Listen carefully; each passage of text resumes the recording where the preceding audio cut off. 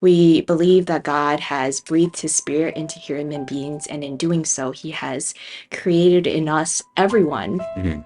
who was created in his image, a longing to know him or be in relationship with people and with him, right? I've heard it described as like we have this God-shaped hole in our very beings, right? And we can either fill it with God, which can satisfy, or we can fill it with other things that, tends to fall short. Right? When we look for like love, relationship, fulfillment, and other people, and when we put people on pedestals, they will always fail us, right? They will always fall short of what we're looking for, but God can give us that, God can give us the relationship and the longing and the fulfillment and purpose that we are looking for, because ultimately we are created to be in relationship with him. In the Bible, it says that we need to be connected to the true vine, right? Yeah. In order to be able to produce good fruit, right? And true vine is like one that is genuine, right? It's the genuine source that we need to be drawing from.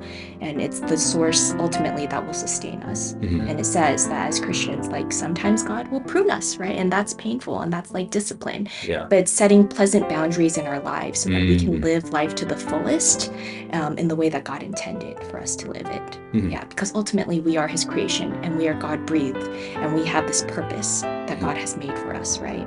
Yeah. And we can only find that purpose if we are connected to the true vine. And in the end, I think that he kind of answers that question, like, what were we made for?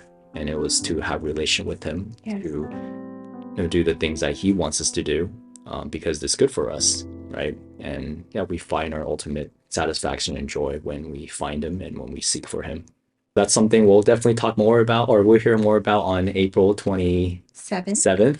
During our EV meeting. I encourage you to come so that you can dialogue with us and to discover more about this God and the Savior that we have so much trust and confidence in.